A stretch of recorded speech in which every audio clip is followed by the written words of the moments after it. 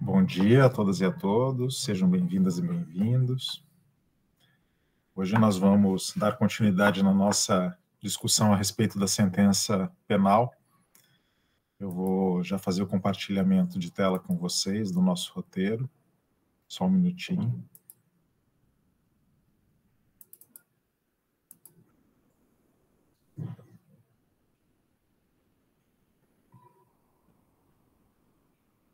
Pronto, agora vocês já conseguem ver. Então, fazendo algumas recuperações aqui da nossa aula passada, eu sei que vocês estavam presentes, mas eu sempre gosto de fazer essas recuperações, né?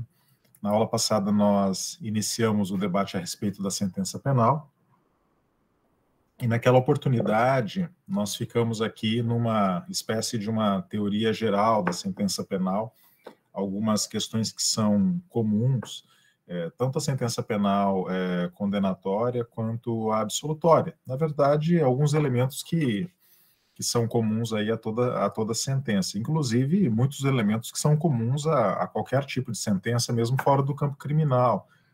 Poderíamos estar falando aqui de uma sentença do campo civil, não tem problema, né? Então, a estrutura da sentença, como ela é pensada na nossa Constituição, no nosso direito processual, ela é muito semelhante. Embora a sentença criminal, como eu disse na aula passada, ela tenha uma estrutura um pouco mais complexa, né? Porque, afinal de contas, se tratar de uma sentença penal condenatória, nós vamos adentrar aí numa nova etapa, que é a dosimetria, a fixação e a dosimetria da pena, que são coisas diferentes, né, embora interligadas. Nós teríamos que adentrar também nessa fase, e aí vocês terão que recuperar todos aqueles conceitos que vocês adquiriram lá em Direito Penal 2, a respeito dos artigos 59 e 68 do Código Penal, né?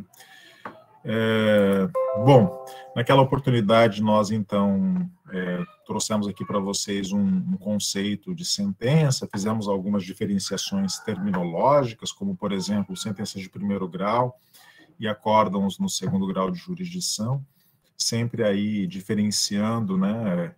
Eu disse e volto a repetir, a gente acaba usando muito a palavra jurisprudência como sendo sinônimo de acórdão. Isso é bem equivocado, né? Porque a jurisprudência é exatamente a reiteração de entendimentos através de acórdãos dos tribunais, tornando uma certa matéria, não digo pacífica, né? Essa palavra é muito forte, ainda mais no Brasil, onde nada tem sido tão pacífico assim em entendimentos jurisprudenciais, mas pelo menos dominante, hegemônico, reiterado, né? Nós temos que guardar essa palavra mais para essa finalidade, que a gente aprende lá com teoria do direito, né? E só um minutinho, admitindo aqui os colegas. Fizemos essas diferenciações terminológicas, recuperamos algumas terminologias também da teoria do processo, como a terminologia sobre decisões definitivas e terminativas. Fizemos aí uma advertência para vocês a respeito dessa terminologia e da sistemática do Código de Processo Penal brasileiro, que não a utiliza. Recuperamos ali as definições do artigo 800, que fala em despachos de mero expediente, decisões interlocutórias simples, decisões interlocutórias mistas e decisões definitivas ou sentenças. Nessa oportunidade, né, é claro, nós estamos falando aqui de sentença, então nos interessa muito proximamente aqui essas alíneas C e D, né, as decisões interlocutórias mistas, que são aquelas decisões que no processo penal elas são capazes aí de pôr fim a uma etapa do procedimento ou terminar o procedimento sem o julgamento do mérito, e as sentenças propriamente ditas, que no processo penal nós guardamos essa palavra apenas para as decisões de mérito, né? Fizemos algumas diferenciações aqui, falamos um pouco sobre todas elas, e sobre o fundamento da sentença, requisitos formais, intrínsecos e extrínsecos, né? Lembrando que quando a gente fala em requisitos formais intrínsecos, nós estamos falando em estrutura, né? A estrutura da sentença. E a estrutura da sentença ela é dividida em relatório, fundamentação dispositivo e, se condenatória for, fixação e dosimetria da pena. Recuperamos algumas diferenças entre motivação e fundamentação, importante nessa quadra, porque hoje nós temos o artigo 315, parágrafo 2º do Código de Processo Penal, onde nós temos ali algumas definições que foram trazidas pelo pacote anticrime a respeito de fundamentação da sentença em geral. Definições que acabam reproduzindo ali as opções do Código de Processo Civil brasileiro, do novo Código de Processo Civil, né, importantes aqui para que nós compreendamos a importância, até porque, vejam, essa é uma questão importante de mencionar, e foi muito debatida quando o Código de Processo Civil veio à tona, que o legislador, com o CPC, com o novo CPC, ele estava trazendo para o Brasil um modelo, veja, não é exatamente uma importação de um modelo da common law, nada disso, né? Isso aí, falar dessa maneira seria extremamente reducionista, mas que o legislador brasileiro ele optou por incorporar um sistema de precedentes jurisprudenciais no direito brasileiro, né, que lembra, né, o sistema norte-americano, lembra o sistema inglês, na medida em que a nossa fonte do direito sempre foi compreendida como a lei, né, como a legislação.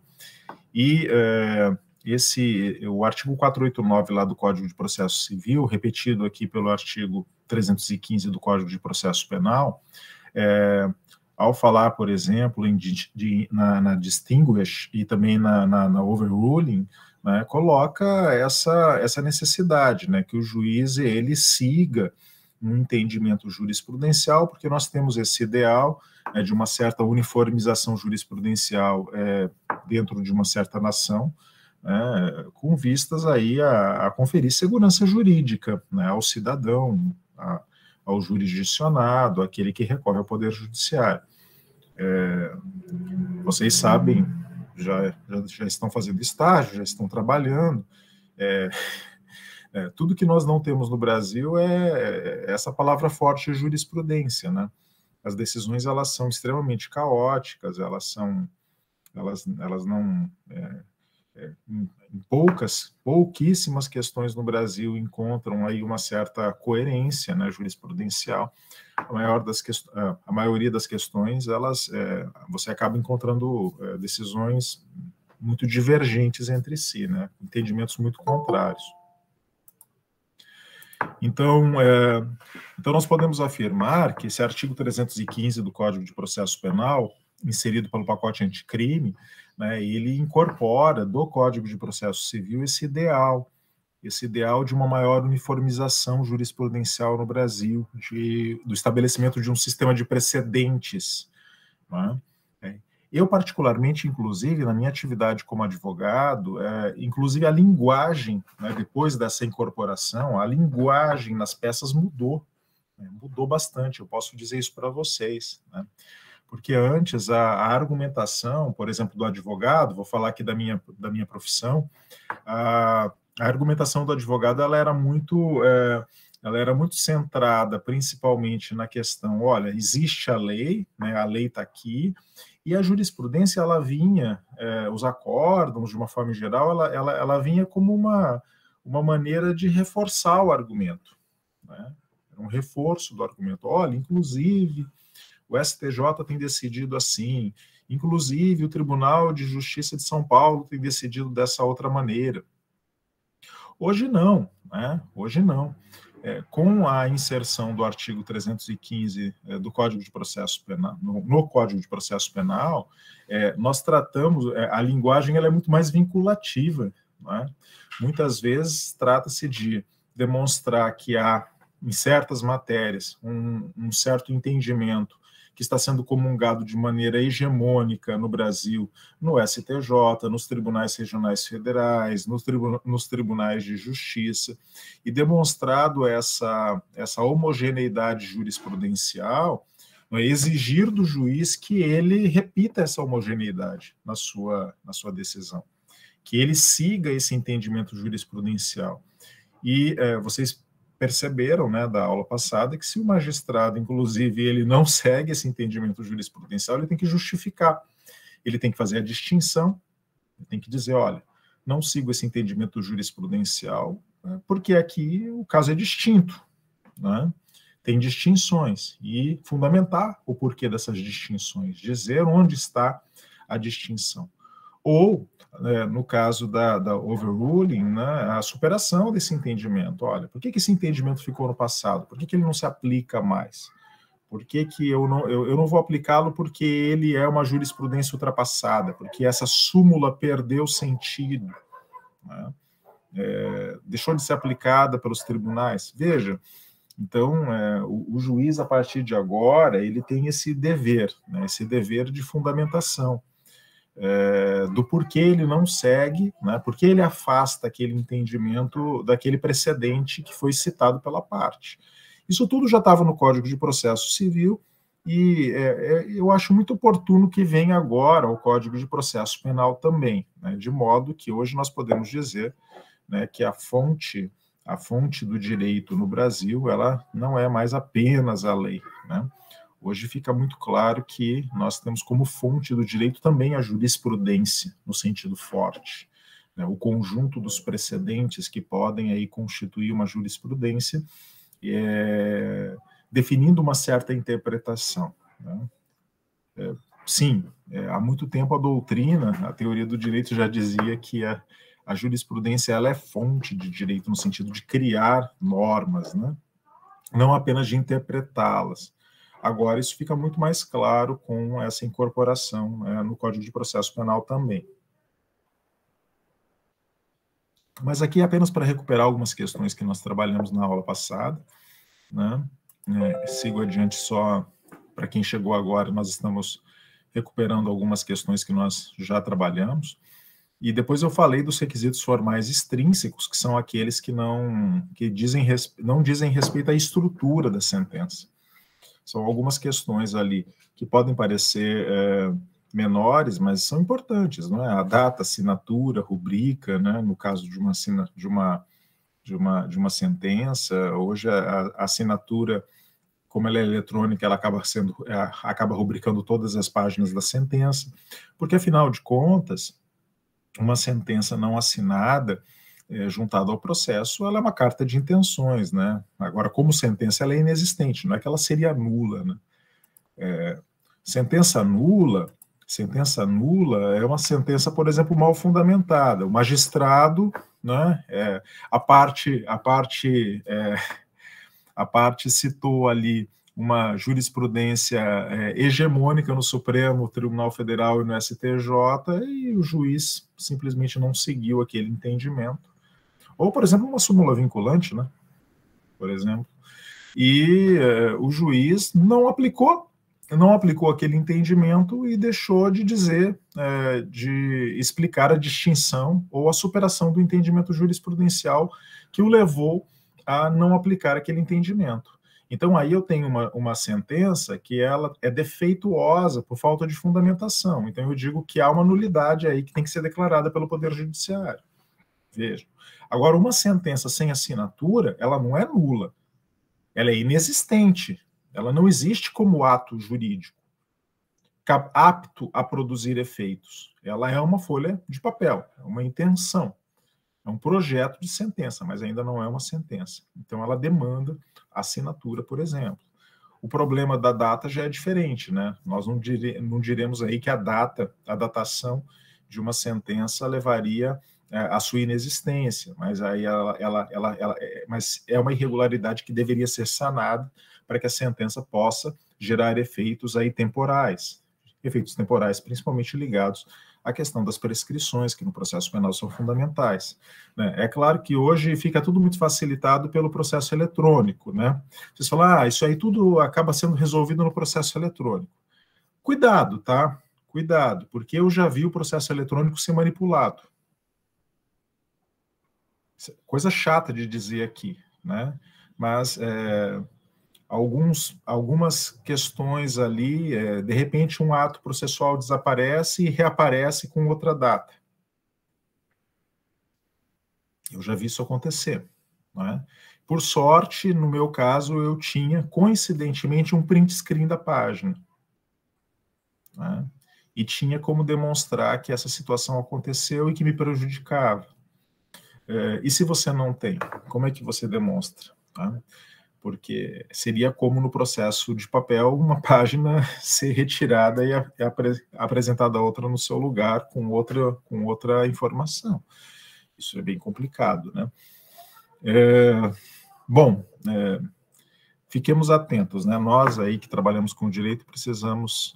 o direito é feito por gente, né? E por isso essas questões podem acontecer aí, infelizmente. Joana, à vontade. Só para entender, prof, os requisitos intrínsecos e os extrínsecos vão gerar nulidade, mas a falta de assinatura, ela é o único requisito que gera inexistência em vez de nulidade? Inexistência. Ela é inexistente aí a sentença. Tá. Porque ela não surgiu ainda como um ato jurídico, né? Ela não se aperfeiçoou. Então, imagina, por exemplo, né? Imagine você que essa sentença aí que eu mencionei, por exemplo, que não está datada, ela surgiu como ato jurídico. Ela surgiu no mundo jurídico, mas ela tem um defeito. E esse defeito vai levar a uma nulidade, porque ela tem que ser regularizada. Uma sentença surgiu no mundo jurídico, foi assinada, apresentada no processo, mas ela tem uma nulidade por falta de fundamentação. Ou, por exemplo, a dosimetria da pena também, que levaria a uma falta de fundamentação da dosimetria da pena, que poderia levar a uma nulidade dessa parte da sentença. Né? Ou, veja, você vai poder encontrar aí muitos motivos que levam a um defeito. Né? Então, digamos que nulidades são ligadas a defeitos. Uma sentença existiu, ela nasceu, mas nasceu defeituosa. Agora, a assinatura, ela não nasceu. Ela não nasceu. Se a Joana, por exemplo, é estagiária do juiz lá da primeira vara criminal, e ele pediu, faz essa sentença aqui para mim, você fez lá uma minuta, né? Você fez uma minuta de sentença para ele, bonitinha, tá? Bonitinha, colocou no papel timbrado e foi lá e anexou no processo, digamos assim, entendeu? Veja, esse ato é uma sentença? Não, é uma minuta de sentença, né? Mas ela ainda não nasceu como sentença. Vai ter que passar pelo juiz e ele vai ter que assinar. Ele pode não ler, ele pode fazer qualquer coisa, mas se ele apôs a assinatura e juntou nos autos, ele passa a existir como ato jurídico perfeito. Né? Ato jurídico perfeito no sentido que surge no mundo, que pode conter ali um defeito. Por exemplo, a falta da data, uma falta de fundamentação, uma fundamentação equivocada. Né? E aí sim é que você vai arguir a nulidade desse caso. Então, a assinatura, ela nem nasce no mundo, então é um ato inexistente. Né? É mais profundo ainda do que uma nulidade. Obrigada, professor. Imagina. Sigamos adiante. Bom, recuperados esses elementos, né? Só estou recuperando aqui alguns elementos da aula passada. Eu quero adentrar com vocês hoje na sentença condenatória. Né? Eu vou falar aqui tanto da sentença condenatória quanto da sentença absolutória hoje. Bom, quando nós falamos em sentença condenatória, é importante, primeiramente, falar a respeito da natureza complexa desse provimento jurisdicional que eu chamo condenação. Tá? Porque a condenação, ela é complexa no sentido de que ela não é um provimento jurisdicional em si, ela carrega outros conteúdos. Né?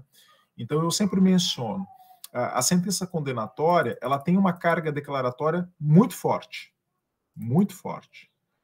Por exemplo, ela declara o acusado culpado pelo crime praticado. Ou seja, o magistrado, diante da análise probatória, ele declara que considera o acusado culpado pelo crime praticado. Mas, ao declarar o sujeito culpado pelo crime praticado, ele tem que passar também a um provimento constitutivo ou desconstitutivo. Né? Pontes de Miranda, inclusive, não falava em desconstituição, falava em provimento constitutivo negativo. Né? Bom, essa é apenas uma questão terminológica Mas, de qualquer maneira, existe aí um caráter de constitutividade, que, na verdade, é uma desconstitutividade, na medida em que o juiz, ao declarar o acusado culpado pelo crime praticado, ele tem que desconstituir o seu estado de inocência. É por isso que eu sempre menciono para vocês que nunca falem princípio da presunção de inocência, porque não tem presunção. Eu sempre falo isso um monte. A Constituição não presume ninguém inocente. Ela diz que nós somos inocentes. É um estado existencial. Ele está declarado pela Constituição. Então, quando o juiz condena um réu em processo criminal, ele está desconstituindo a qualidade de inocente, o estado existencial de inocência. Veja, então tem caráter desconstitutivo. Declaro. A declaração é pela análise da prova. Analisando a prova, cheguei à conclusão que ele é culpado. Então, declaro o sujeito culpado em virtude da análise probatória. Mas agora eu tenho que seguir um procedimento. O sujeito ele está inocente pela Constituição desde sempre. Então, agora eu tenho que desconstituir essa condição. E uma vez desconstituindo essa condição, eu o constituo em uma outra condição, a condição de culpado. E constituído na condição de culpado, esse sujeito é passível de uma pena criminal. Pena criminal esta que é ordenada pela sentença. Vejam. Então, ela também tem natureza mandamental, carga mandamental. De modo que eu menciono sempre, né, que dentro da condenação... O juiz ele não vai falar tudo isso que eu estou falando, tá? Ele não vai dizer, declaro culpado, desconstituo a qualidade de inocente, constituo na condição de culpado e mando, né, executar a pena. Não é isso. Né? Ele vai dizer simplesmente condena e vai determinar os procedimentos seguintes. Mas nós precisamos compreender, como juristas que somos, toda a complexidade desse ato. A complexidade que ele traz, que é inerente a ele. Né? É claro que essa natureza mandamental, ela não é autoexecutável. Né? Sabemos muito bem disso. No processo penal, essa autoexecução ela não existe. Eu demando aí, né, a instauração do procedimento de execução penal para que eu comece a executar essa pena, né? E nem me venham com o argumento, mas o juiz poderia decretar uma prisão preventiva nesse momento. Até poderia, se surgirem ali os requisitos do 312. Mas aqui a prisão preventiva não se confundiria com o início do cumprimento da pena definitiva, né? Seriam aí coisas diferentes, uma com natureza procedimental e outra com natureza material. Então, não se mistura. Bom, então, tenhamos clareza da complexidade desse provimento jurisdicional que se chama condenação, tá? E que carrega dentro de si vários elementos aí que precisam ser desdobrados e compreendidos. Outra questão que eu gosto de mencionar também, que eu acho muito importante, inclusive por uma questão que sempre surge, né? E eu vou explicar por quê, é a questão da acumulação de provimentos condenatórios de naturezas diversas. Quando eu falo em naturezas diversas, eu estou aqui me referindo à questão da condenação de natureza criminal em contraposição à condenação de natureza civil, entendido civil, lato sensu, como tudo aquilo que não é criminal, tá? Podendo aí trazer, inclusive, o administrativo, por exemplo. E por quê?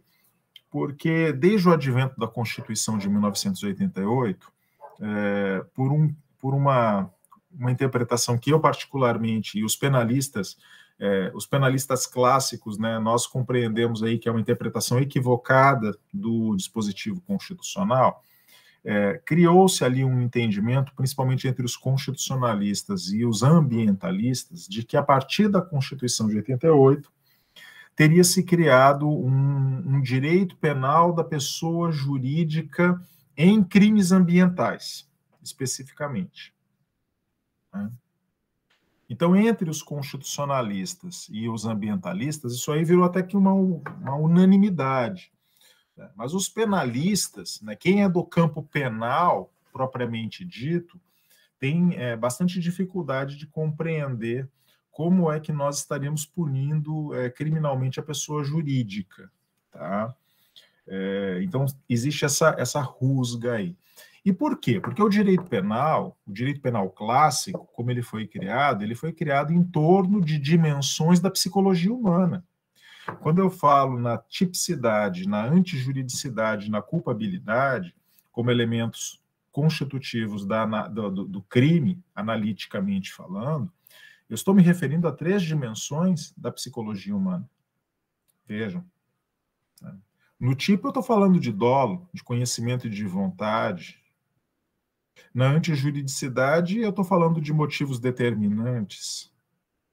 Na culpabilidade, eu estou me referindo, inclusive, ao estado de imputabilidade do réu, doença mental, né, constitutividade da constituição em boas condições de saúde mental do sujeito.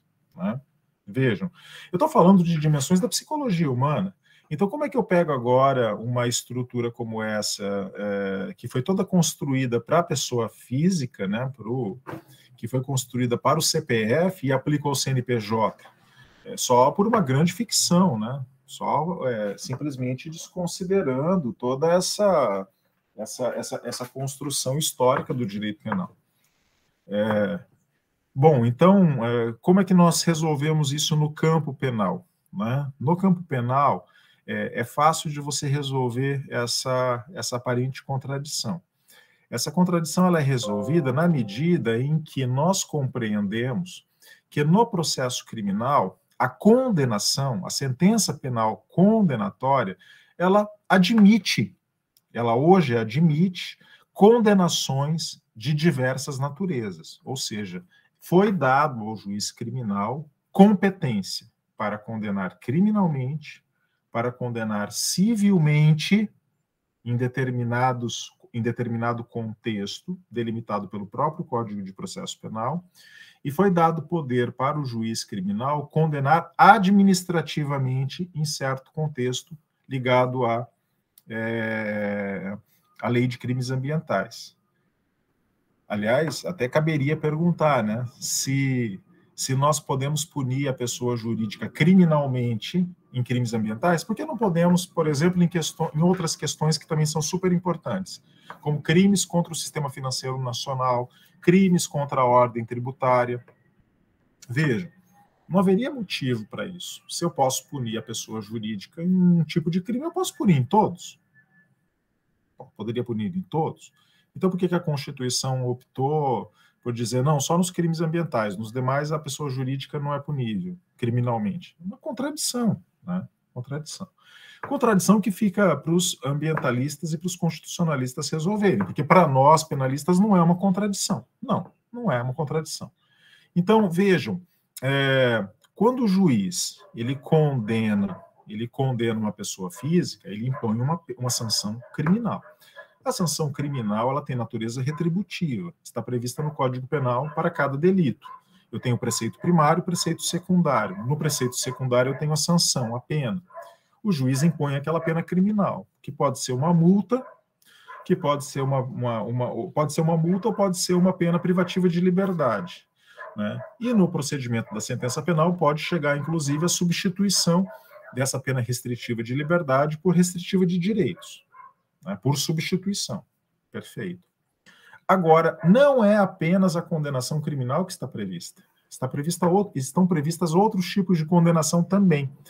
Então, aqui, o CPP, por exemplo, né, no artigo 387, ele permite ao juiz a condenação cível delimitada a essa situação aqui. Vejam, artigo 387, o juiz, ao proferir sentença condenatória, fixará valor mínimo para reparação dos danos causados pela infração, considerando os prejuízos sofridos pelo ofendido. Vejam, essa condenação aqui, ela tem que natureza? Natureza cível. Natureza civil. Então, especificamente, para reparação dos danos causados pela infração à vítima, ao ofendido, o juiz criminal tem competência. Ele tem competência. O artigo 91 do Código Penal, não é, ele é anterior, inclusive, e ele já dizia que o efeito da condenação é tornar certa a obrigação de indenizar o dano causado pelo crime. Só que, vejam, aí você tinha que pegar, pelo 91, você pegava a sentença penal condenatória transitada em julgado, levava para o cível e fazia o quê? A liquidação. Fazia a apuração do quantum de beato e executava. Agora, pela nova redação do artigo 387 do Código de Processo Penal, não seria nem o caso de realizar a liquidação da sentença no cível, mas já diretamente o magistrado fixar o valor da reparação do dano. O problema que surge aqui, caríssimos e caríssimas, é o seguinte, é um debate que acontece na nossa jurisprudência, né, nos nossos tribunais, se esse pedido seria automático ou não automático. Tá? Ou seja, se o artigo 387 seria decorrência da sentença penal condenatória ou ele dependeria de pedido específico. Tá? A jurisprudência do STJ, majoritariamente, segue o entendimento de que não demanda pedido específico. Tá?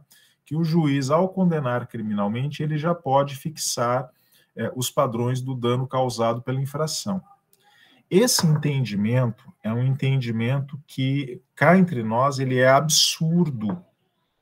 E eu vou dizer por quê. Pelo simples fato de que, se não foi objeto da denúncia o pedido de condenação pela reparação dos danos realizado pelo Ministério Público expressamente, qual é o parâmetro que a defesa possui para defender o acusado desse pedido civil? Vejam, eu, advogado criminal, recebo uma denúncia. Eu sei que, para eu defender o sujeito, eu tenho que me ater aos fatos e aos pedidos da denúncia. Eu faço a defesa criminal. Ao final, o magistrado vem e condena a uma reparação do dano. Mas eu tive a oportunidade de fazer a defesa da reparação do dano? Qual é o quantum que está sendo pedido? Quais são os parâmetros? Isso é dano moral ou é dano material? Como é que eu vou me defender disso? Então, vejam, o STJ tem esse entendimento, mas esse entendimento ele é complicado porque ele fere o contraditório à ampla defesa. Na medida em que, ao surgir na sentença penal condenatória, uma condenação civil que não foi previamente debatida pelas partes durante a instrução procedimental, de modo que o acusado pudesse dela se defender dos parâmetros e se defender do quantum de beato, surgiu um provimento que é novo no processo. Então, é um julgamento extra petita. Isso é extremamente complicado. Tá? Mas também não é surpreendente na medida em que nós conhecemos aí como julga geralmente o STJ em matéria criminal. Né? Mas é uma questão muito importante de ser debatida, uma questão interessantíssima e que precisa ser aprofundada cada vez mais aí pela nossa jurisprudência. Né? Bom, de qualquer maneira, fica claro para todo mundo que aqui nós estamos falando que o juiz criminal ele está condenando no cível. Né? E, por fim, e até o que nos interessa mais proximamente aqui, as condenações administrativas, né, que hoje estão ali adstritas à lei de crimes ambientais. Quando vocês pegam lá a lei 9.605 de 98 e leem lá no artigo 21 que as penas aplicáveis, isolada, cumulativa ou alternativamente às pessoas jurídicas são multa, restritiva de direitos e prestação de serviços à comunidade. E aí depois você desdobra isso, né, no que consiste, né? As penas restritivas de direitos da pessoa jurídica são suspensão parcial ou total das suas atividades, interdição temporária do estabelecimento, obra ou atividade, proibição de contratar com o poder público, né, bem como dele obter subsídios, subvenções ou doações, ou Que tipo de prestação de serviço à comunidade a pessoa jurídica presta? Custeio de programas e de projetos ambientais, execução de obras de recuperação de áreas degradadas, manutenção de espaços públicos, contribuições a entidades ambientais, ou até mesmo, em certas situações, né, ter decretado a sua liquidação forçada, com o patrimônio considerado instrumento do crime perdido para o Fundo Penitenciário Nacional. Quando vocês pegam o teor dessas condenações que estão aqui previstas, fica muito claro para nós penalistas que se tratam de condenações de ordem administrativa. Vejam, né? A pessoa jurídica está sofrendo uma condenação administrativa e vai ter que pagar por isso, né? Agora, dizer que isso é criminal é complicado, né? Porque o crime ele demanda exatamente essa verificação da culpabilidade que é atribuída à pessoa física, né? A pessoa física. Tanto que, no final das contas, né, os processos por crimes ambientais, eles sempre terão ali uma pessoa física que está suportando uma pena criminal, né? E a pessoa jurídica vem a reboque. Tanto que você debate ali, muitas vezes, né, qual o contexto? O contexto da culpabilidade da pessoa física dentro de uma circunstância de utilização da pessoa jurídica como instrumento do crime. Eu sempre faço aquela comparação. Quando eu utilizo... Hoje já é que eu sou um pouco velho, né? Antigamente existia muito estelionato praticado por um cheque, né? Hoje o cheque se tornou uma coisa obsoleta, né? O cheque é um instrumento do crime, ele pode ser um instrumento do crime, como é uma faca, como é um revólver. Eu posso montar uma pessoa jurídica, um CNPJ, com a finalidade de praticar crimes. E aquele CNPJ, aquela empresa, ela é um instrumento de crime. Inclusive, a própria lei de crimes ambientais menciona essa circunstância. Ela se torna um instrumental do crime. Instrumental do crime que pode ter sido criado com essa finalidade ou que pode ter se tornado instrumento de crime eventual, pela prática de atos ilícitos, não é, reiterados. Então, vejam, eu uso essa pessoa jurídica como um instrumento do crime, como uma faca, como um revólver, como um instrumento apto a chegar a um resultado, né, que, no caso específico, seria aí os crimes ambientais.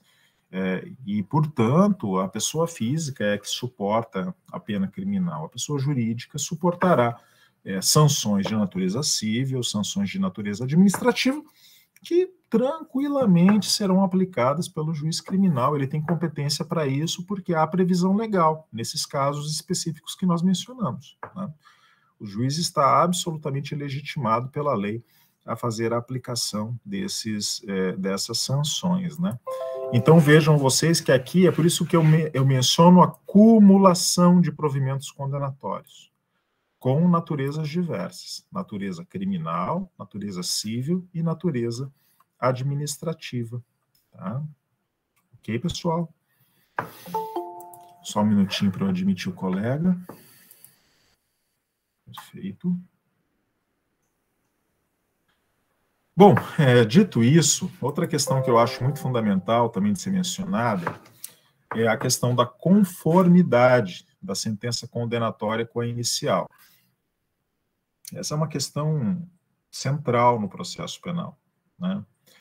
Quando eu falo em conformidade, o princípio da conformidade da sentença condenatória com a inicial, sententia debet est conformis libello, né? Inclusive se fala isso em latim, né? Vejam, eu estou falando da definição do objeto ou do mérito do processo.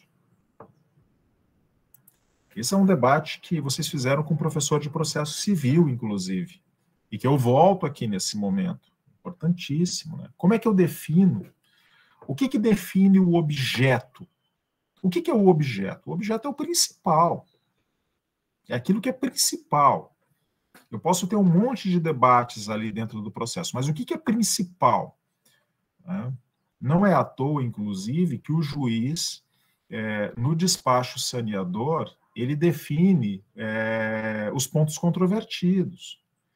E define os pontos controvertidos para quê?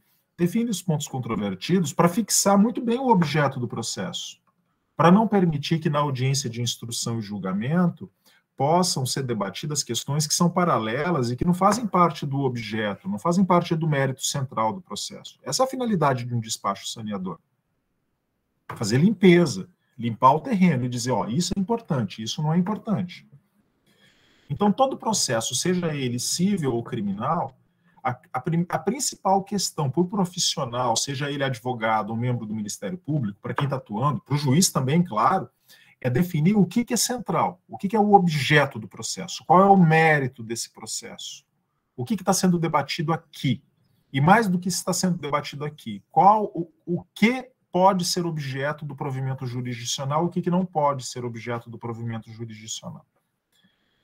Então, quando eu falo disso, eu volto à questão clássica do fato e do pedido. Né? O fato e o pedido. Acho que está muito claro para todas e todos vocês aqui que o fato sempre é maior que o pedido, ou pode ser maior que o pedido. Não é? Existe essa visão, inclusive, intuitiva, né? Os fatos são sempre maiores do que o que a gente pede. E isso remete ao bom e interessante debate de lide, não é? Entre Carnelucci e Liebman, que vocês estudaram lá com o professor de processo civil, com certeza, e que eu recupero aqui para a gente poder ter essa clareza, né?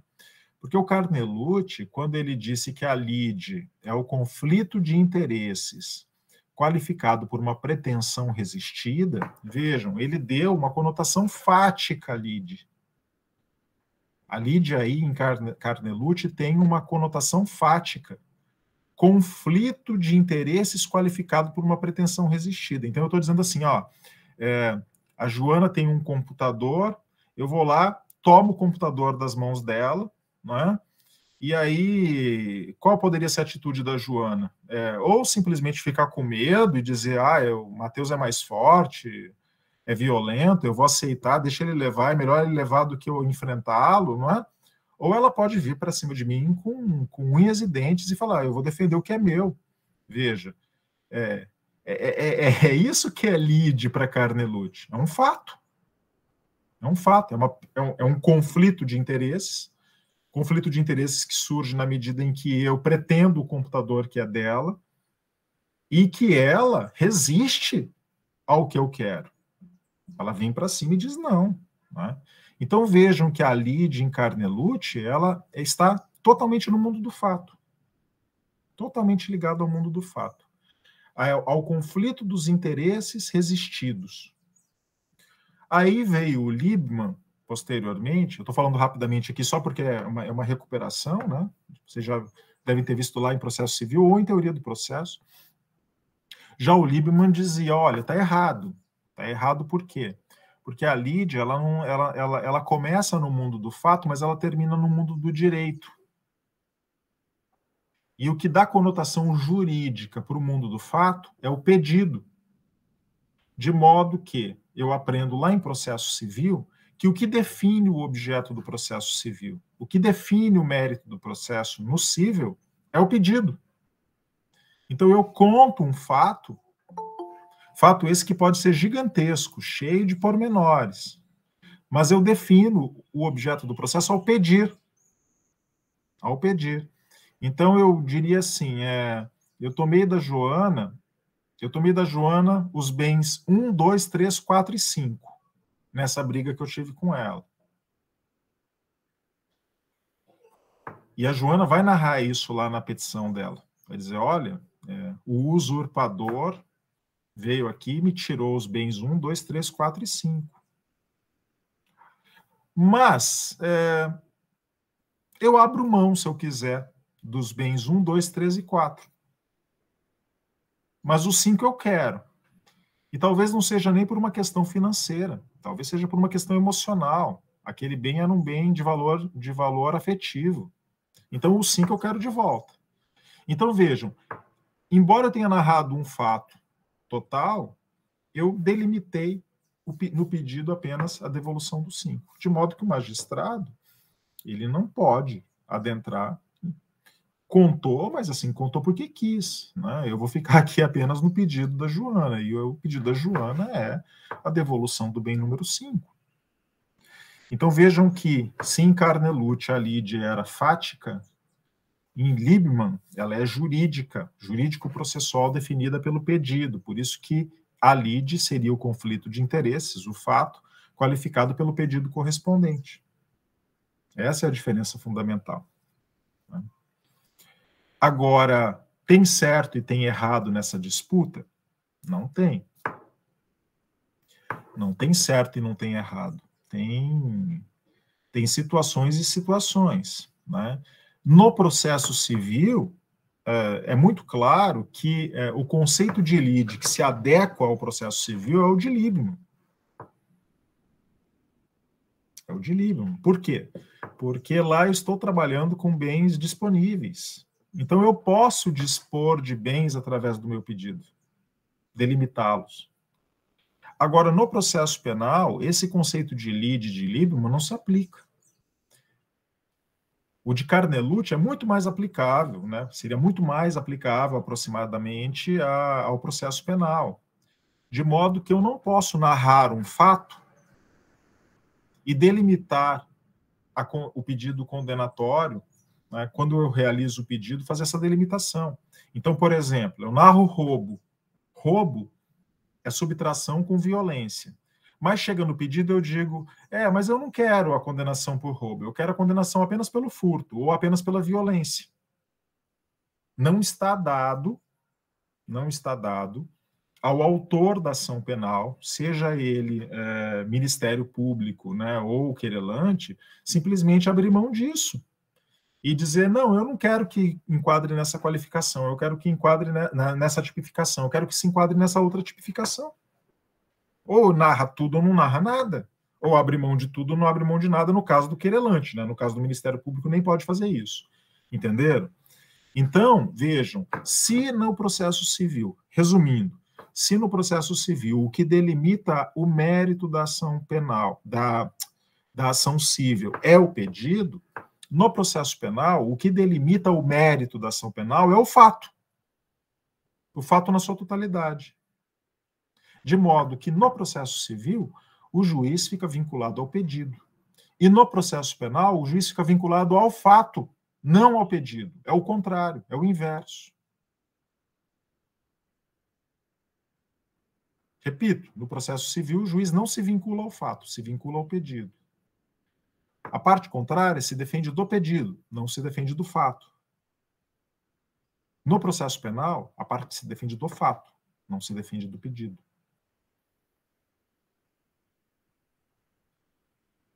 Então, o pedido pode ser o mais absurdo possível. Não interessa, eu não vou defender o meu cliente sobre o pedido que o Ministério Público fez.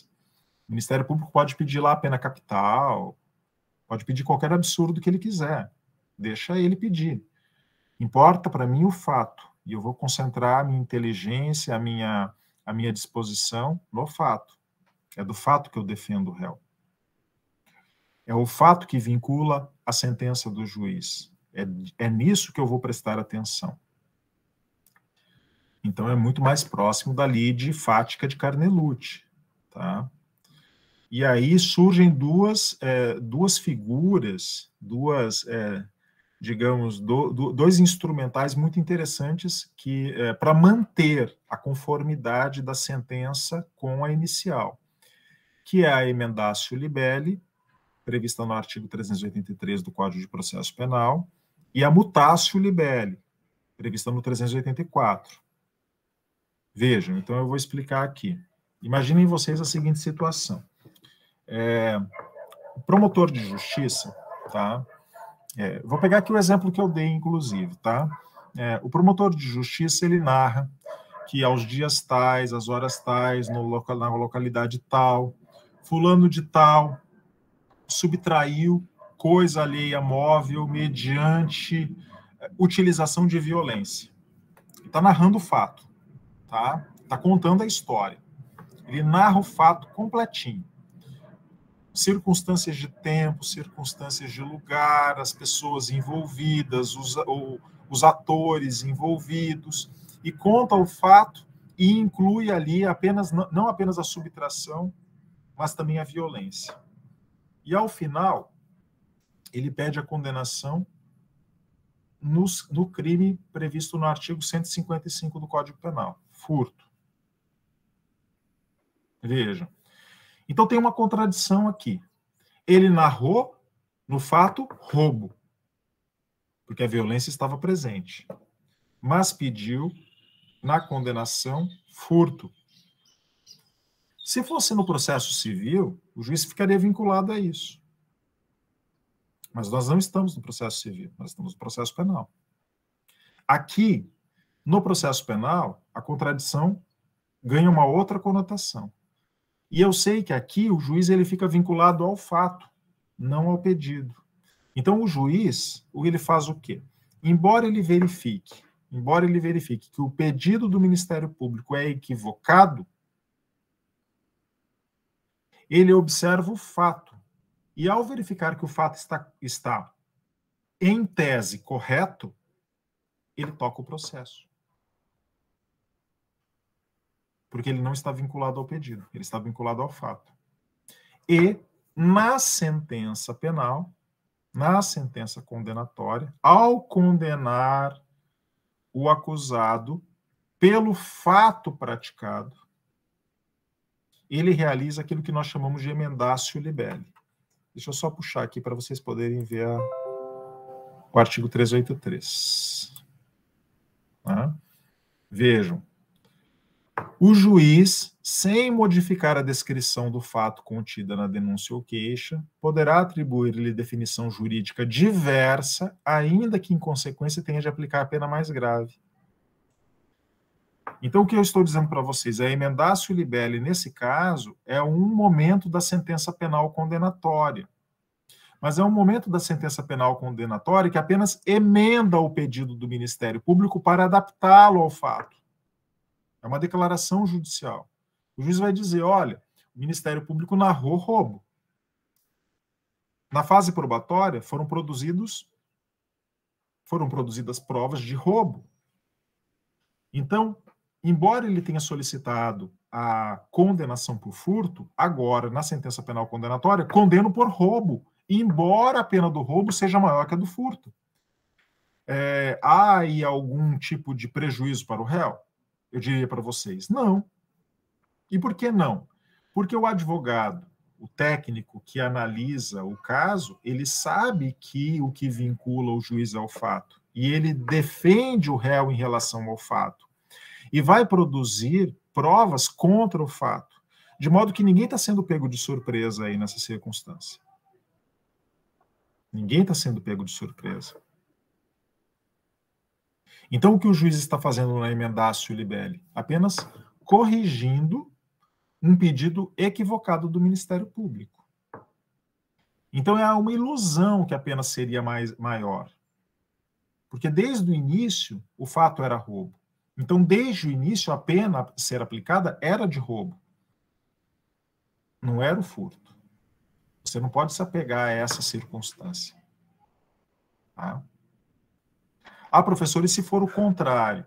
E se o juiz aplicar, quando ele, na sentença penal, imagine a situação inversa. O Ministério Público narrou o furto. Tá? Perdão.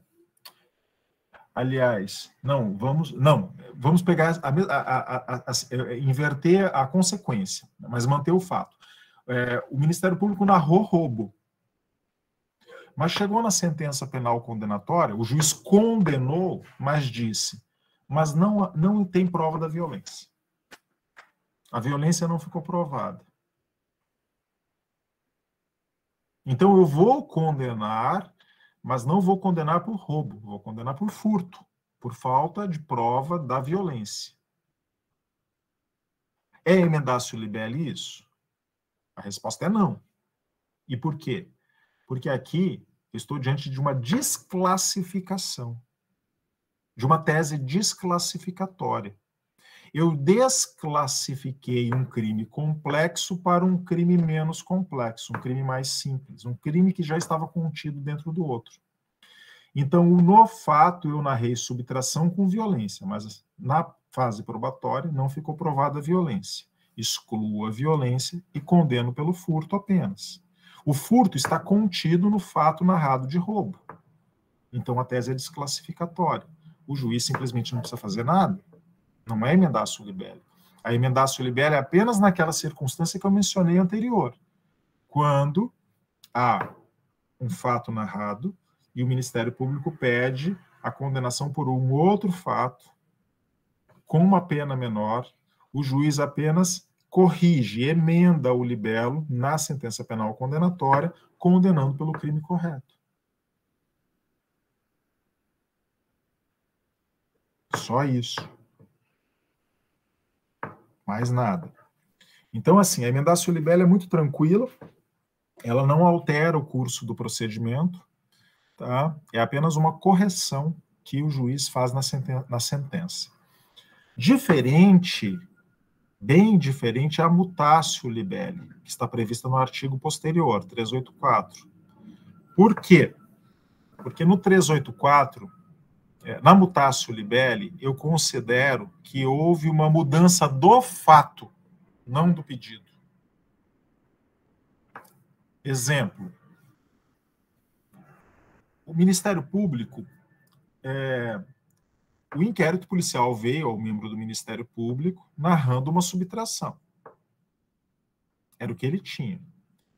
E obedecendo, evidentemente, às evidências que estavam naquele inquérito policial, ele ofertou denúncia por furto. Narrou furto, narrou o fato de furto e pediu condenação por furto. Tudo bem até aí. No curso da instrução processual, surge a prova da violência. Por qualquer motivo que vocês possam imaginar. Talvez a vítima não foi ouvida, ou aconteceu algum problema lá e no inquérito não tinha aparecido a violência. Apareceu na instrução do processo. Aqui eu tenho uma circunstância diferente. Por quê? Eu estou dizendo que no curso do processo surgiu um fato novo. Surgiu a prova de um fato novo. Fato novo que altera o fato inicialmente narrado na denúncia. Opa, aqui eu tenho um complicador. Por quê? Porque agora o magistrado ele tem uma prova, surgiu uma prova no meio do processo que lhe demonstra que o crime praticado não foi de furto, foi de roubo. Mas aqui o juiz está impossibilitado juridicamente de condenar o acusado por roubo. Por quê? Porque o roubo não foi narrado na denúncia. Se ele condenar o réu pelo crime de roubo, ele estará cometendo, ele estará praticando ele estará proferindo uma sentença extra petita, ou ultra petita, se vocês preferirem, fora do pedido. Então, neste caso específico, há necessidade do aditamento da denúncia. Aditamento da denúncia, que tem a finalidade de trazer o fato novo para dentro do processo, ou seja, torná-lo objeto do processo. Agora imaginem vocês. Eu estou dizendo que essa prova apareceu lá na audiência de instrução e julgamento. Antes da audiência de instrução e julgamento, eu já tive vários atos, inclusive a defesa prévia, a resposta à acusação. Eu havia arrolado testemunhas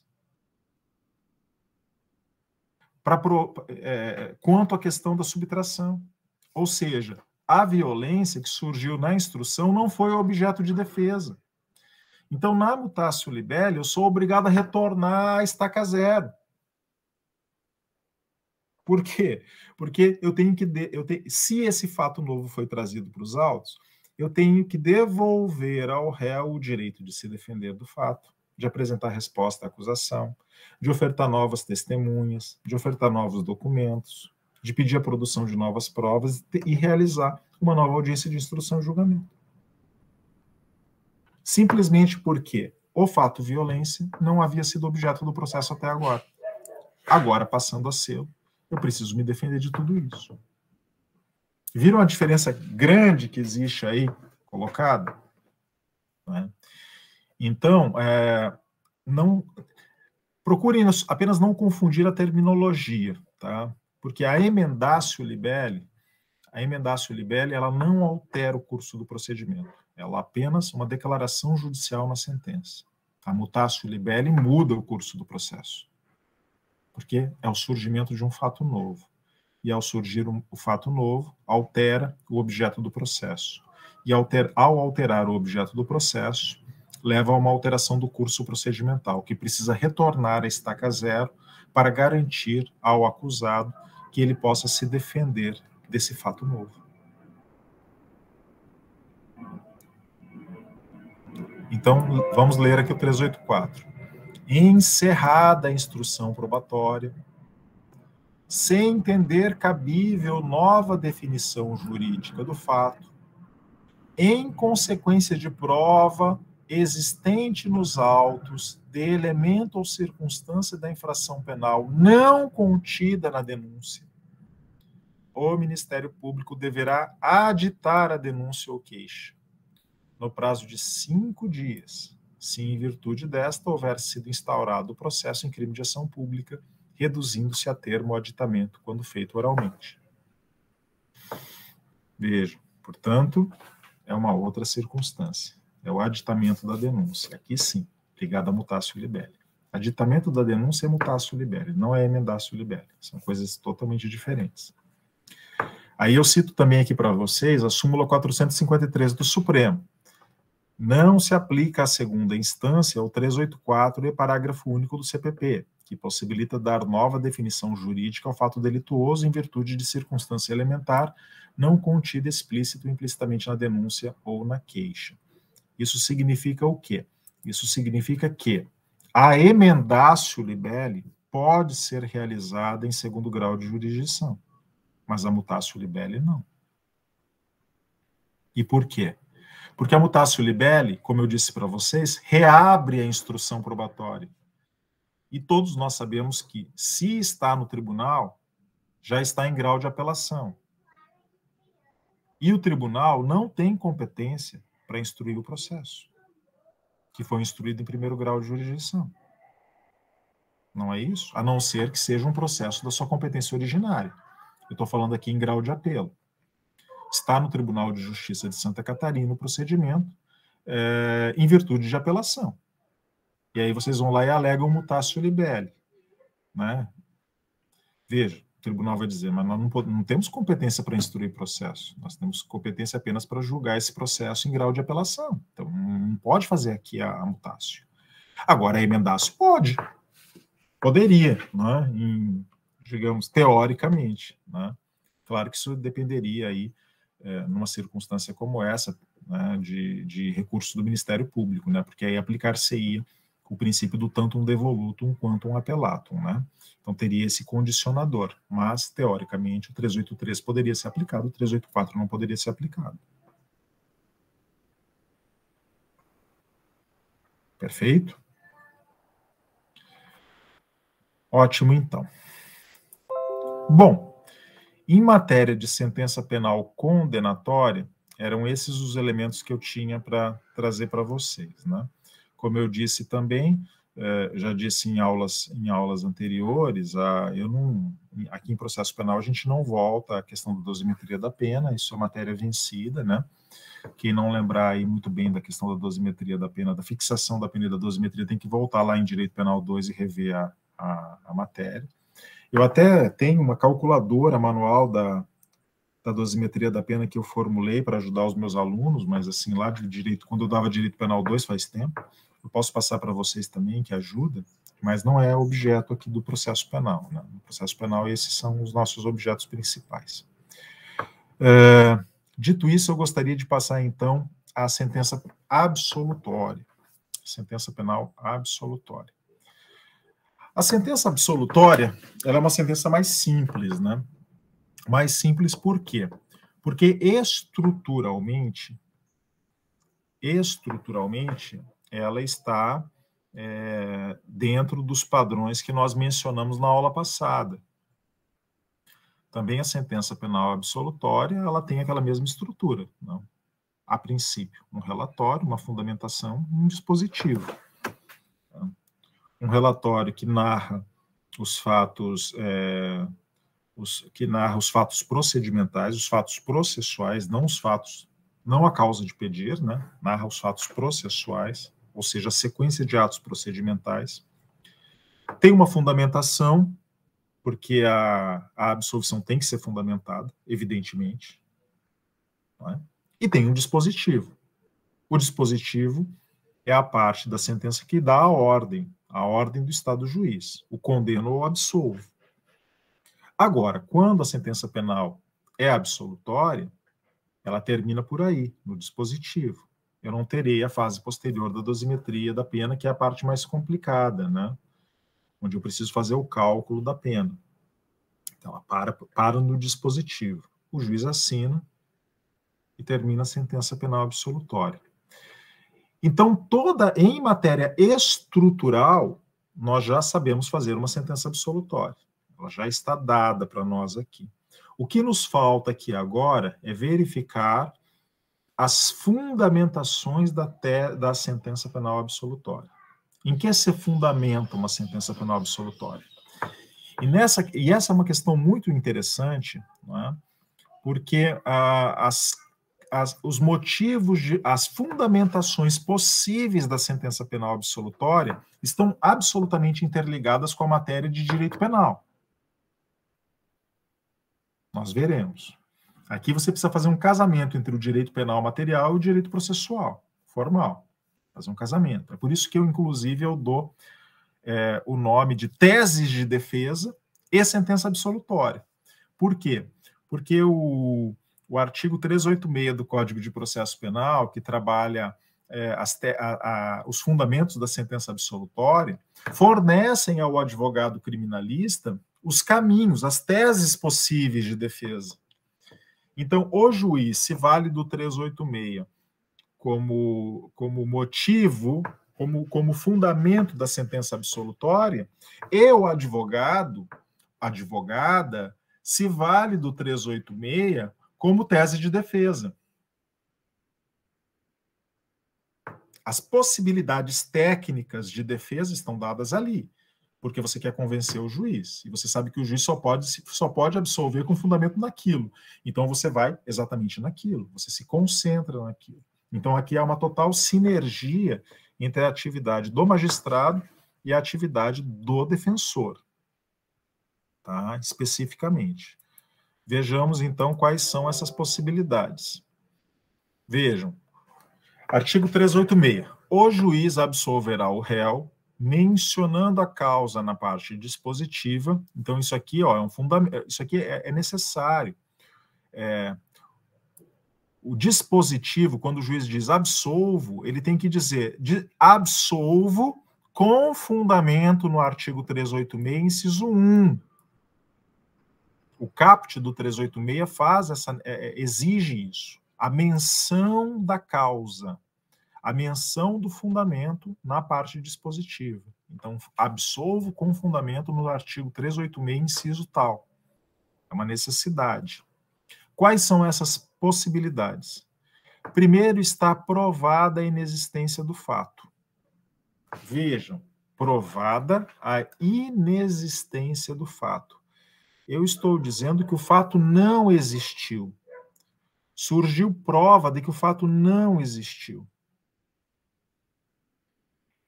Qual é o exemplo clássico no Brasil disso? É o caso dos irmãos Naves. Já contei para vocês aqui esse caso. Quando os irmãos Naves foram acusados de matar o primo, foram condenados pelo assassinato do primo. E depois de 15 anos, o primo apareceu vivo na cidade. Vejam, o aparecer vivo, o morto, é a prova inequívoca de que o homicídio não aconteceu, de que o fato não existiu. Esse fato era fumaça, era uma fantasia. Então está provada a inexistência do fato. Eu fui acusado de furto. E depois ficou demonstrado que era uma armação. Esse furto nunca existiu. Nunca existiu. Esse fato no mundo nunca existiu. O fato furto, O fato homicídio não existiu. Eu não estou dizendo que ficou provado que eu não participei. Não é isso. Eu estou dizendo que o fato não existiu. É uma grande armação, é uma grande ilusão. Então eu digo que não há fato. Não é falta de prova da autoria, não é falta de prova da materialidade, não é nada disso. É demonstração inequívoca da inexistência do fato. Então, absolve-se com fundamento no inciso 1. Ou também com fundamento no inciso 2, por não haver prova da existência do fato. Aqui muda a figura, porque isso aqui é indúbio pro réu. Vejam. Uma coisa é eu dizer que eu tenho uma prova consistente dentro dos autos que demonstra o morto apareceu vivo. Ah, tá, então beleza. O morto apareceu vivo, eu tenho a prova de que o fato não existiu. Mas se eu não tenho o cadáver, então fica aquela dúvida. Tá, eu não tenho o cadáver, mas será que o homicídio não existiu mesmo? E o Código de Processo Penal exige prova direta ou indireta da materialidade. Então imaginem lá o caso da Elisa Samúdio, né, que já está ficando velhinho o exemplo, mas é que ainda é muito bom, né? O cadáver não é encontrado. Todo mundo está desconfiando do goleiro Bruno. Todo mundo diz, esse cara matou, esse cara matou, mas assim, mas não encontra o cadáver e também não aparece uma testemunha para dizer que viu. Fica aquela dúvida. E o sujeito tem que ser absolvido com fundamento no inciso 2. Olha, tem uma desconfiança, mas prova mesmo não tem. Viram a diferença? Então, o inciso 2 nem precisaria existir, porque o inciso 7 já é o indúbio pro réu, já se aplica a todas as hipóteses, não precisava fazer essa repetição de indúbio pro réus aí, tá? Não haveria essa necessidade, mas são circunstâncias diferentes. Inciso 3. Não constituir o fato infração penal. Quando não constitui o fato uma infração penal?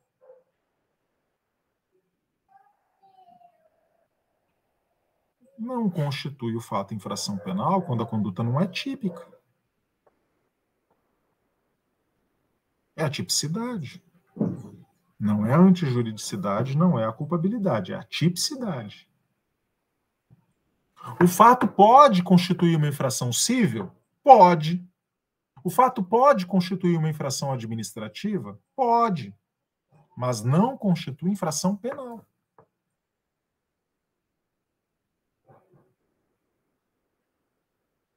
Ou ele pode ser um ato totalmente ilícito no mundo da vida, ou pode ser um ato ilícito em outras esferas do direito, mas no crime não configura um tipo penal.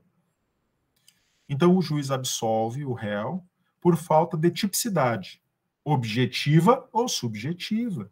Eu sei que o tipo objetivo, como dizia Heleno Cláudio Fragoso, é o modelo do comportamento proibido definido em lei. Então, olha, se essa definição não está ipsis literis, né, o que está colocado na lei, então falta tipicidade objetiva. Mas eu sei também que eu preciso do elemento subjetivo, né, o dolo, a vontade livre e consciente de praticar a conduta criminosa. Se não tem dolo, se não tem vontade, se não tem consciência, e o crime não é, e não tem culpa, o crime não está previsto como crime culposo, então falta o elemento subjetivo do tipo. Então, há a tipicidade subjetiva. E o juiz, com fundamento no inciso 3, declara essa atipicidade objetiva ou subjetiva. Simples, né? Inciso 4. Estar provado, prova positiva, de que o réu não concorreu para infração penal. O fato existiu. O fato existiu no mundo da vida. Ninguém duvida que aconteceu um homicídio. Ninguém duvida que essa morte é típica. Foi um homicídio. Mas ficou provado que eu não fui o seu autor. É a negativa de autoria. Eu não fui o autor. Eu tenho uma prova de que eu não concorri para infração penal. Eu tenho um álibi, como se diz em linguagem técnica. Eu tenho um álibi, o álibi perfeito, que me retira da cena do crime, que demonstra que eu não podia ter participado daquela cena criminosa. Essa prova é positiva, ela existe no mundo processual. Então, eu nego a minha autoria e sou excluído do processo por negativa de autoria. Não se nega a existência do fato, não se nega a sua tipicidade, se nega apenas a sua autoria. Ou, da mesma maneira que acontece com 1 e com 2, o seu indúbio pro réu. Né? Não existir prova de ter o réu concorrido para infração penal. Aqui, não ficou bem demonstrado. Existe uma desconfiança de que eu participei do ato, mas não está bem provado. Não tem prova cabal. Existe apenas uma desconfiança. Existem indícios. Os indícios de autoria autorizam o oferecimento da denúncia, mas não autorizam a condenação. Essa é a diferença fundamental. Essa é a diferença fundamental. Indícios de autoria autorizam o oferecimento da denúncia, o oferecimento da queixa-crime e até mesmo a decretação de prisão preventiva pelo magistrado. São 3 atos que são praticados e que o Código de Processo Penal exige apenas indício de autoria. Mas na sentença penal condenatória, não. Muda a figura. Agora, o indício de autoria não basta. Agora é a prova de autoria. Prova cabal. E se essa prova não fica demonstrada nos autos, se existe nebulosidade, o juiz deve absolver por não existir prova de ter o réu concorrido para infração penal, inciso 5º, ou seja, é um indúbio pro réu.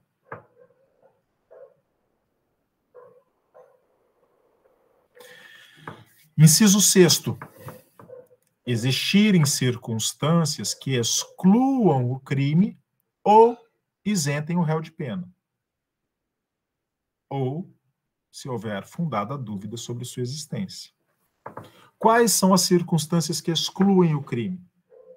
Excluem o crime as excludentes de antijuridicidade. A artigo 20 o artigo 24 do Código Penal. E 25 também. Está a legítima defesa aqui. Legítima defesa, estado de necessidade, estrito cumprimento do dever legal, causas excludentes, exercício regular de direito, causas que excluem a antijuridicidade. Existe um fato, esse fato é típico teoricamente, mas existe uma circunstância que autoriza que eu pratique este fato típico sem que ele constitua uma infração penal, como é o caso da legítima defesa. Se eu matei alguém em legítima defesa, eu não pratiquei um crime. Eu não pratiquei o crime. Eu matei alguém, mas isso não constitui infração penal. Aliás, ele está autorizado pelo ordenamento jurídico. Existe uma autorização. Então exclui o crime. Ele é típico apenas no mundo teórico. Mas no mundo da prática, eu estava autorizado a fazê-lo. Então eu não posso mais falar em homicídio. Eu tenho que falar apenas em morte. Porque homicídio é o nome do crime. E crime não existe aqui. Ou isentem o réu de pena. As causas de isenção de pena são as excludentes de culpabilidade. E aí eu recupero o conceito de culpabilidade do direito penal.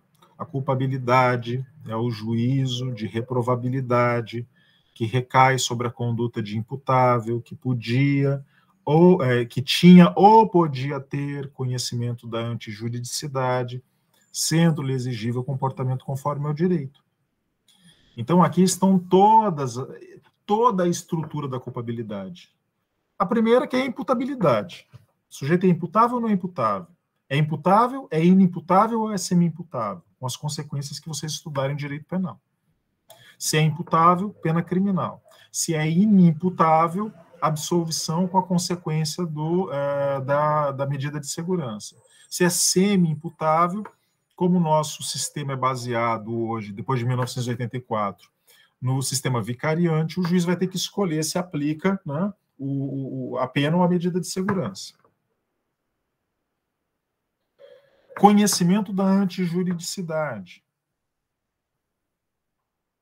E aqui entram, inclusive, os erros, né? O erro de proibição, tão importante em direito penal. O sujeito agiu em erro de proibição. Ele acreditou que não estava praticando um delito. Tem que demonstrar o erro de proibição. Ou as causas, ou a inexigibilidade de comportamento conforme ao direito. Como, por exemplo, a coação moral irresistível, que exclui a exigibilidade do comportamento conforme ao direito. Todas causas, né? Qualquer um desses elementos da culpabilidade vão excluir a culpabilidade como um todo. E, excluída a culpabilidade como um todo, isenta o réu de pena. É por isso que o Damásio, né, o falecido Damásio de Jesus, defendia que o crime era uma conduta típica e antijurídica, e que a culpabilidade era pressuposto da pena, né? Porque ele dizia, é uma isenção de pena, então o crime se configura apenas com a tipicidade e com a antijuridicidade. A culpabilidade é pressuposto da pena. Ele tinha essa teoria baseado aí na terminologia do Código Penal, que diz que a culpabilidade isenta o réu a falta de culpabilidade isenta o réu de pena. É uma visão que ficou isolada, né? A maior parte dos penalistas sempre defendeu no Brasil que o crime é uma conduta típica, antijurídica e culpável, né? Então, a culpabilidade não é pressuposto da pena, é um pressuposto do crime, né? Embora essa terminologia possa gerar aí uma certa confusão.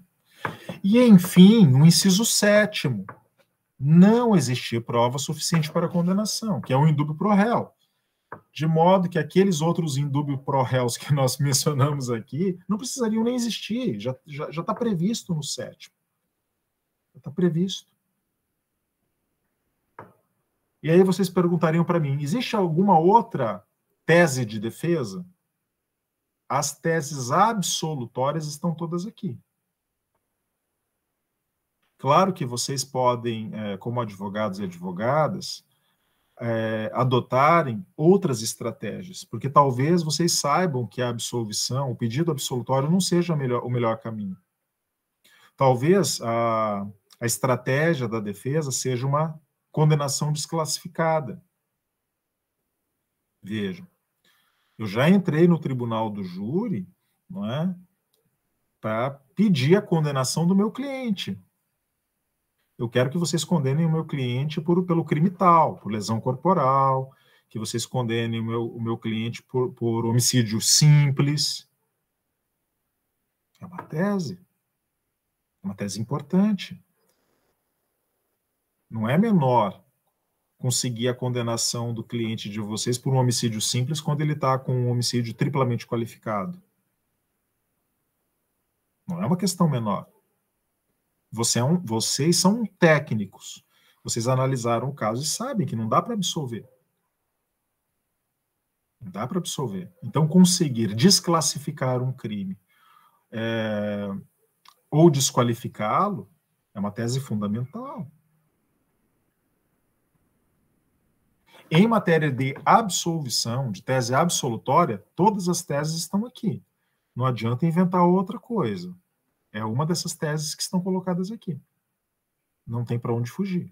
Agora, admitem-se outras estratégias. Estratégias que não passam pela absolvição. Claro, sem dúvida. Normal.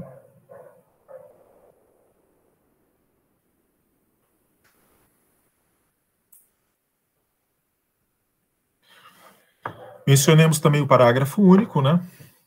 Na sentença absolutória, isso aqui vocês já sabem, só lembrando, né? Se a sentença for absolutória, o juiz mandará, se for o caso, pôr o réu em liberdade. Poderia estar, teoricamente, preso em virtude de uma prisão preventiva, né? Se o estiver, já não pode ficá-lo mais. Então, tem que ficar em liberdade a partir daqui, né? Ordenará a cessação das medidas cautelares e provisoriamente aplicadas. é aquilo que eu mencionava para vocês, por exemplo, quando nós trabalhamos as medidas acautelatórias, né, o sequestro, o arresto, a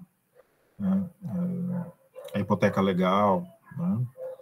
Não apenas isso, nós vimos lá depois o artigo 319 e 320 do Código de Processo Penal, as medidas cautelares pessoais também, não prisionais, todas elas não perdem sua legitimidade a partir de agora. A sentença ainda é recorrível, professor. O Ministério Público pode recorrer, não interessa. A partir daqui o juiz ele vai determinar a suspensão de tudo. Tá? Aqui o recurso do Ministério Público, a apelação do Ministério Público contra a sentença penal absolutória não tem efeito suspensivo para a finalidade de manter as medidas acautelatórias e cautelares que foram aplicadas contra o réu.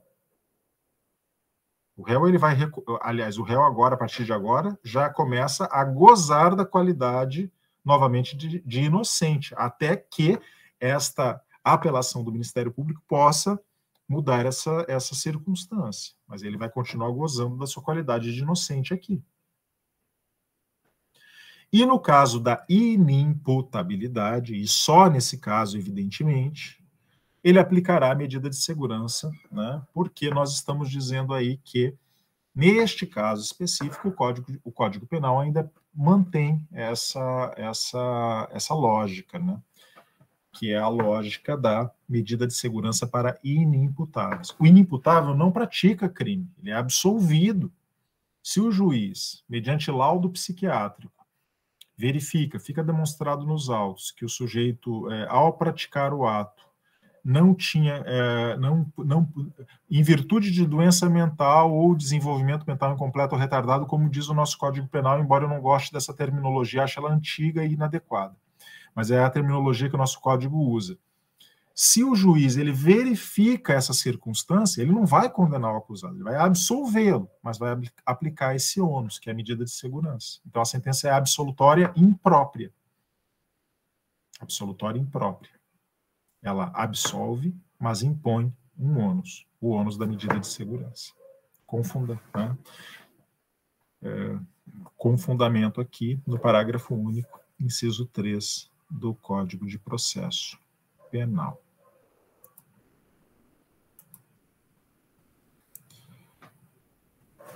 Queridos e queridas, era essa a nossa matéria de hoje. E mais que matéria de hoje, né? Com essa aula de hoje, nós completamos o nosso programa de processo penal 1.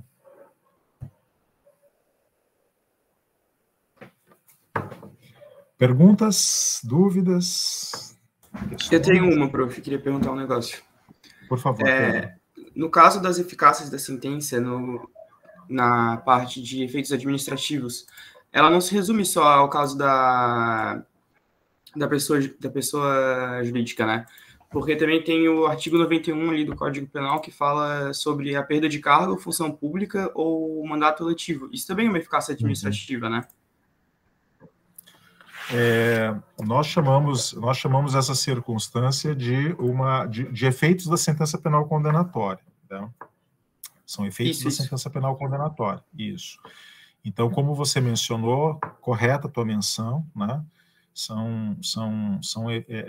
Elas atingem, são efeitos administrativos, mas são efeitos. Elas vão gerar efeitos administrativos. Agora, esses efeitos administrativos, eles têm natureza penal, Pedro. O sujeito, quando ele perde o cargo, ele o perde em virtude de uma sentença penal condenatória, portanto, com caráter retributivo. Tá?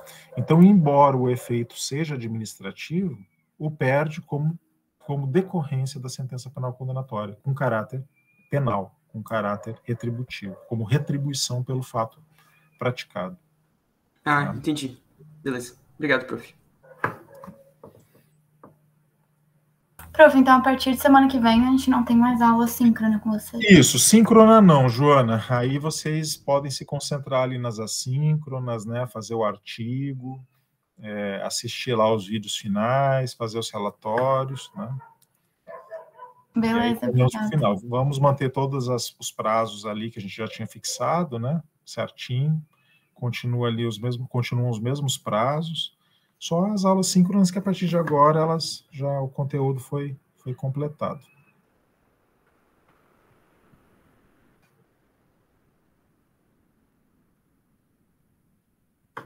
Mais alguma pergunta? Não. Professor, bom, pois não, Fernanda? Eu tenho uma dúvida.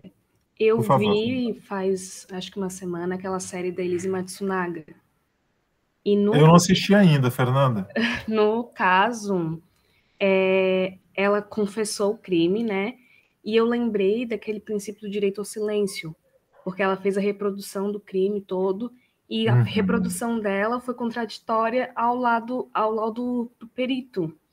E isso foi usado contra ela no tribunal. Aí eu fiquei pensando se o fato dela ter feito essa confissão afasta esse direito, ou foi só o erro da defesa dela mesmo de ter deixado ela fazer essa reprodução. E eu não posso falar, Fernanda, que foi um erro da defesa, porque assim, a gente não conhece a estratégia que eles usaram, né? Teoricamente falando, veja, ela está acobertada pelo princípio do silêncio e não seria obrigada a fazer a reprodução. Eu, se fosse, teoricamente falando, sem me aprofundar no caso, digamos que eu fosse advogado dela, né? E eu sei que ela, por exemplo, é a assassina, né? Eu diria, olha, não faz, porque essas complicações vão ser usadas contra você. Claro, essas divergências, elas vão ser todas utilizadas contra o acusado. Então, eu poderia preferir, por exemplo, como estratégia, não permitir que ela participasse da reconstituição do crime, e ela não seria obrigada a isso. Eu não sei qual foi a estratégia de defesa que foi utilizada aí, mas como você está dizendo, foi utilizado contra ela. Então, pode ter sido aí um equívoco, né, de defesa. Sim, depois a defesa ainda teve que fazer uma simulação assim, virtual para tentar provar que a versão dela encaixava com o laudo do perito. Perdeu energia, né? Sim. Perdeu energia, claro. Nossa, olha que energia gasta. Pois é. Tá eu sempre menciono, Fernanda, uma vez que eu fiz um júri de um acusado que me procurou, né, e me contou o caso, etc. e tal. Não vou entrar em detalhes aqui, porque ele ainda é um caso um pouco recente. Me contou os detalhes e quando eu li o processo, eu me convenci de que o meu cliente era culpado. Ele não me convenceu. Não me convenceu. Ele não convenceu o próprio advogado dele. Mas eu ia fazer a defesa, claro. Tinha a defesa para ser feita. Mas, assim, no fundo, eu sabia. Essa história aqui está mal contada. Só que aí vem um laudo pericial solicitado pelo Ministério Público, não por mim, porque eu não ia pedir. Não, eu não ia pedir. Porque, na minha convicção, se eu pedisse, ia prejudicá-lo. Mas vem um laudo pedido pelo Ministério Público e a perícia foi favorável exatamente à tese que o meu cliente advogava. Deu casamento. Eu falei, pronto. Agora, quem sou eu para falar que não? Sim. Se a própria perícia concorda com a tese do sujeito, né? Me convenceu do contrário? Não me convenceu. Mas a prova está dada. E a prova produzida pela acusação. Então, fazer o quê, né? Entendi, professor. Obrigada, tá?